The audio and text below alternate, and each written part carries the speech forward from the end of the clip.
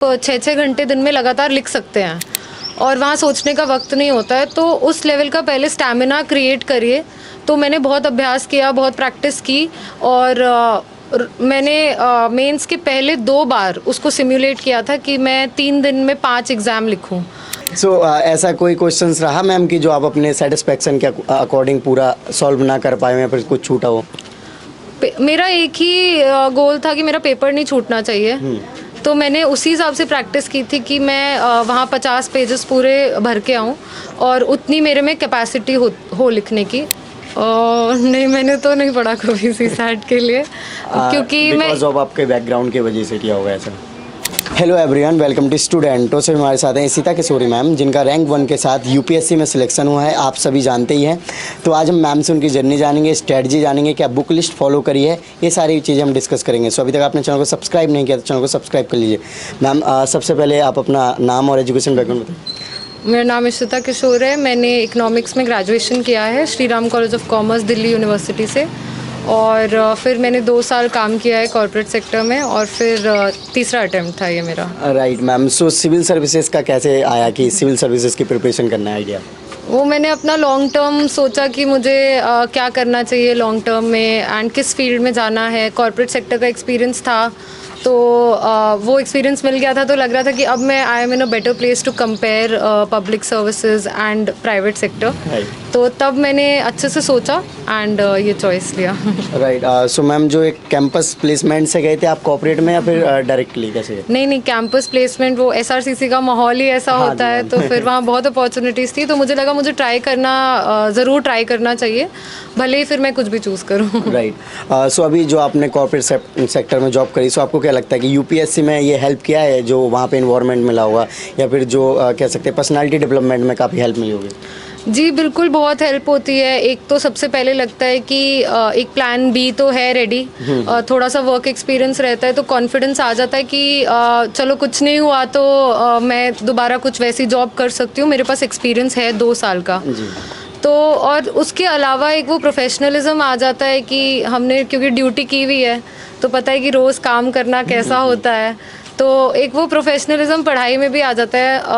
As a student नहीं पढ़ते हम, एज अ प्रोफेशनल पढ़ते हैं कि एक उस पर्सपेक्टिव से सोचे कि एक अगर ऑफिसर काम कर रहा है तो कैसे सोचते हैं वो। राइट मैम, सो आपके जो पिछले अटेम्प्ट्स रहे तो उसमें क्या रिजल्ट रहा था मैम? मेरा पहले दोनों बार में प्रीलिम्स नहीं क्लियर हुआ था।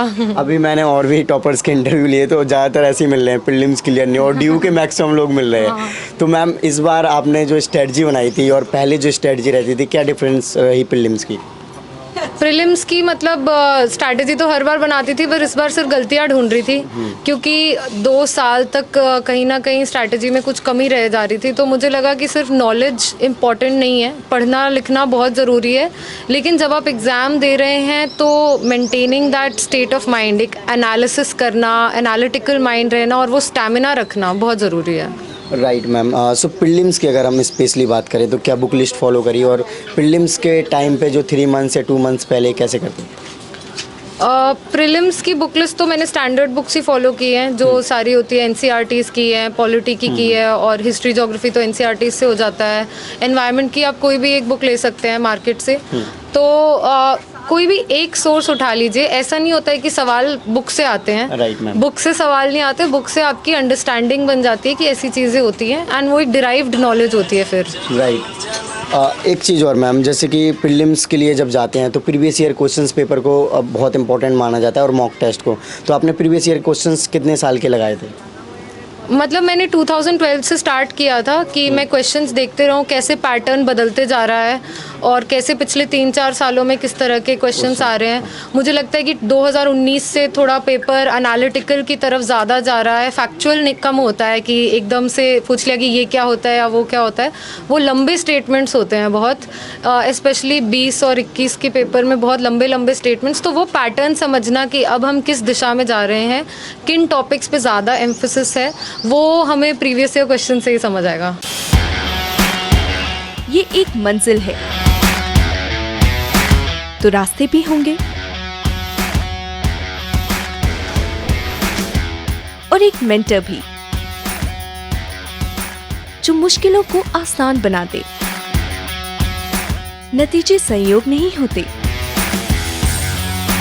दूसरों से बेहतर स्कोर होते हैं। GS score. Good career is a process, and mentoring at GS Score is driven by primarily two objectives. One is empowerment, and another is excellence. This is what we are known for. कामयाबी की राह पर 1000 से भी ज्यादा निशान। GS score.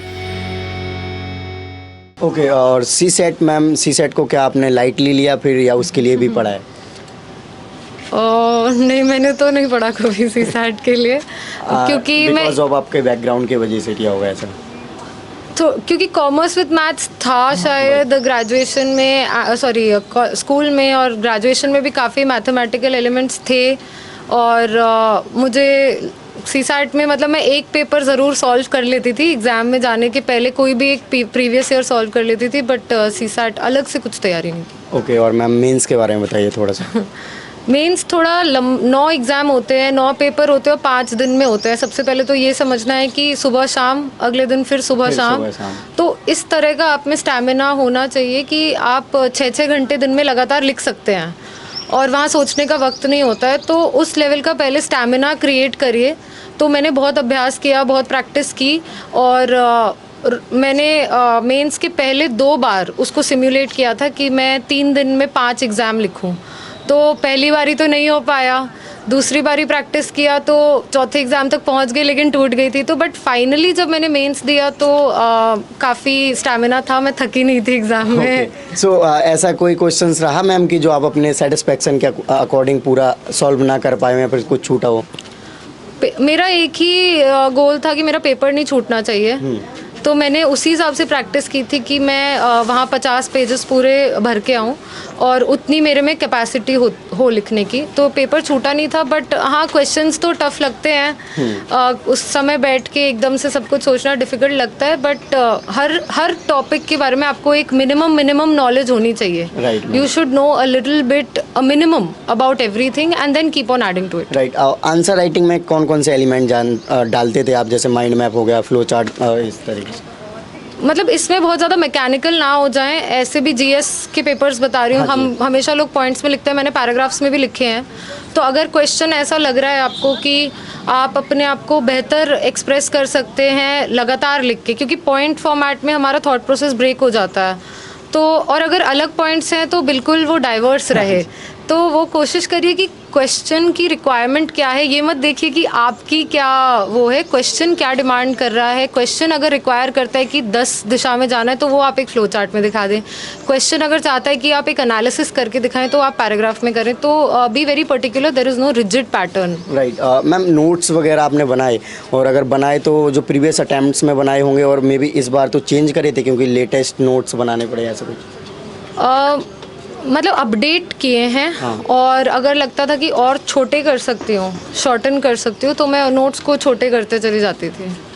तो उसको धीरे धीरे कम पेजेस में और छोटा लिखना, अगर लगता है कि कुछ रिडंडेंट है या कुछ हाईलाइट कर सकती हूँ, तो वो एक एवोल्यूशन रहा है। हाँ, 3 साल में वो नोट्स बेटर होते गए। अब तो इतने ज़्यादा स्कैटर्ड हो गए थे by the end of it कि बहुत ज़्यादा नोट्स हो गए थे। ओके मैम, रिवीजन सबसे इम्पोर्टेंट होता है यूपीएससी में या फिर कोई भी गवर्नमेंट एग्जाम्स में, तो रिवीजन की क्या साइकिल आप फॉलो करते थे? मतलब एग्ज़ाम तो रिवीजन ही है। हाँ। वो किताबें आप पहली अटेम्प्ट में एक बार पढ़ ली थी, पहले अटेम्प्ट के भी पहले 3 महीने 4 महीने में बुक्स तो कवर हो जाती हैं जो बेसिक होती हैं, पर रिवीजन में बहुत डिसिप्लिन रहें। वो आलस नहीं आना चाहिए कि अरे सेम चीज़ है। तो अगर आपको कॉन्फिडेंस है कि सब कुछ आता है तो एक टेस्ट दे दें, फिर पता चल जाएगा कि ये चीज़ें भूल गए हम। पर जैसे मेंस में भी अगर नोट्स बना रहे हैं, बार बार रिवाइज़ करते रहिए, क्योंकि हमें बहुत सारी चीज़ें याद रखनी है। You need a lot of brain capacity, क्योंकि 9 सब्जेक्ट्स 9 पेपर थे। इंग्लिश हिंदी तो चलिए क्वालिफाइंग था, बट 7 पेपर में अलग अलग चीज़ें याद रखना, उसके लिए तो मल्टीपल रिविजन चाहिए होगा। Right. PSIR optional most popular optional है जो कि सभी लोग चूज़ करते हैं। आपको क्या लगता है कि PSIR ऑप्शनल कितना सक्सेस दिलाने में आपके लिए हेल्पफुल रहा? मतलब आप दूसरों से तुलना ना करें। ऑप्शनल ऐसी चीज़ है जहाँ पे आप सच में कुछ अपने आप को स्टैंड आउट कर सकते हैं। तो मैंने ऐसे नहीं देखा था कि टॉपर किस ऑप्शनल का है या कौन किस ऑप्शनल का है, मुझे लगा मेरे लिए ये बेस्ट ऑप्शनल है। भले मेरा ग्रेजुएशन इकोनॉमिक्स में था, लेकिन मेरे को लगा कि यूपीएससी जैसा एग्ज़ाम है, उसके मैंने पैटर्न देखे, क्वेश्चंस देखे, सिलेबस देखा, तो लगा कि पॉलिटिकल साइंस एक ऐसा सब्जेक्ट है जिसमें मुझे रुचि भी है, कंटेम्प्रेरी इश्यूज होते हैं, मैं कनेक्ट कर लेती हूँ। और मे बी प्रीलिम्स में भी काफ़ी हेल्प आया होगा। प्रीलिम्स में तो नहीं, लेकिन जीएस के बाकी सब्जेक्ट्स में बहुत हेल्प हुई, क्योंकि जिस हिसाब से पीएसआर इतना एक तो बड़ा ऑप्शनल है, बहुत ज़्यादा सिलेबस है, तो बहुत कुछ कवर कर देता है जीएस 1 2 3 4। राइट, जैसे आपने प्रीवियस टॉपर्स के कॉपी देखे होंगे मे बी आंसर राइटिंग के, तो उनसे कैसे आप हेल्प लेते थे, सो दैट इस बार भी टॉपर्स आपकी कॉपी देखेंगे स्टूडेंट्स, तो वो कैसे हेल्प ले सकते हैं? मतलब मैं यही देखती थी कि टॉपर सोचते कैसे हैं। हाँ, तो मैं हर साल के रैंक 1 का ही पेपर देखती थी कि रैंक 1 के कैसे मार्क्स आ रहे, क्योंकि ये आप देखेंगे कि जो लिख के आते हैं उसी से रैंक 1 आती है। इंटरव्यू से थोड़ा बहुत हो सकता है, क्योंकि 1750 नंबर हमारे मेंस के हैं। तो मैंने हर रैंक 1 का पेपर देखा है, एंड मुझे लगा कि ऐसा टॉपर जिससे मैं कनेक्ट कर पाऊँ। तो क्योंकि हम सबके सोचने का तरीका अलग होता है, तो आप सही टॉपर्स चुने जो आपकी तरह लिख रहे हैं, आपकी डायरेक्शन में, और आपसे बेहतर कर रहे हैं।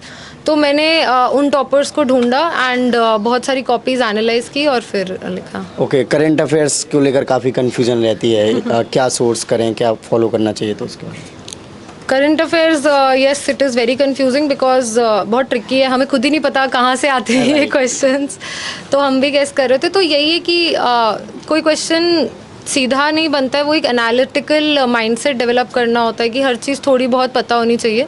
तो न्यूज़पेपर तो बिल्कुल ज़रूर पढ़ें रोज़, एंड न्यूज़पेपर के साथ साथ कोई भी एक वेबसाइट, बहुत सारी करंट अफेयर्स की वेबसाइट है और लगभग सब सेम ही इन्फॉर्मेशन दे रही होती है, आगे पीछे 2-3 दिन में सब कवर हो जाता है। तो इसीलिए ज़रूरी है एक सोर्स, और वो हर रोज़। तो मैंने भी एक सोर्स और हर रोज़ फॉलो किया। Okay great. मैम, जो प्रीलिम्स के आपने पहले अटैम्प्ट दिए और इस बार दिया, तो कितने क्वेश्चन अटैम्प्ट करके आते थे आप? मैं हमेशा लगभग 90 क्वेश्चंस करके आती हूँ, 90, कभी 92 कर लिए, कभी 89 कर लिए, तो इसी रेंज में रहती थी, क्योंकि मेरा रहता था कि अटेम्प्ट्स ज़्यादा हाई रिस्क, क्योंकि prelims is a very risky exam. आपको थोड़ा मतलब हुआ तो आपका मेंस और इंटरव्यू हो ही गया, फाइनल रैंक भी आ गया। वो भी क्योंकि तीसरा अटेम्प्ट था, आप कह नहीं सकते हैं, तो इसीलिए प्रीलिम्स के लिए बहुत प्रैक्टिस करें, बहुत प्रैक्टिस करें। राइट मैम, प्रीलिम्स का जो टाइम ड्यूरेशन होता है, तो उस टाइम में सारे क्वेश्चंस आप कर पा रहे थे या फिर आपको लगता था कि टाइम कम पड़ जाता है? हम खुद से प्रैक्टिस करें तो जल्दी हो जाते हैं क्वेश्चंस घर पे, पर एग्ज़ाम के माहौल में इसीलिए वो बहुत ज़रूरी है कि वो आप सिम्युलेट करें वैसा एक माहौल, एंड आप टेस्ट सेंटर पे देने जाएं। तो इसीलिए 2 घंटे पूरे लें। कई बार होता है हम जल्दी पेपर कर लेते हैं कि ठीक है ये तो है, but to be in that state of mind for 2 hours, आप 2 घंटे वैसे सोचते रहें और कर पाएँ। सो मैम, स्टूडेंट्स जनरली ये देखते हैं प्रीलिम्स में कि 30 या 40% ही क्वेश्चंस आ रहे होते हैं, तो बाकी क्वेश्चंस को कैसे करते हैं प्रीलिम्स में? हाँ, मुझे भी उतने ही आ रहे होते हैं। तो वो पेपर ऐसा ही डिज़ाइंड है कि बेसिक क्वेश्चंस जो आपकी बेसिक बुक्स, बेसिक नॉलेज से बन जाए, वो उतने ही होते हैं। बाकी क्वेश्चंस में आपको बहुत ज़्यादा एनालिटिकल रहना होगा, और एक जो कहते हैं this is a paper of general awareness. Right. तो अपनी जनरल अवेयरनेस को बढ़ाएं, अपनी जनरल नॉलेज दुनिया के बारे में बढ़ाएं, वो धीरे धीरे धीरे सब्जेक्ट वाइज हर जगह बढ़ाते जाएं, and don't shy away from knowledge. जो भी जहाँ से इन्फॉर्मेशन मिल रही है, कई बार बहुत बेसिक चीज़ें होती है जो याद आ जाती हैं, तो ऐसे तैयारी करते रहें। Okay, so thank you so much ma'am for your lovely message. So friends, ma'am ने जर्नी को शेयर किया, सो आई होप वीडियो अच्छी लगी। जय हिंद।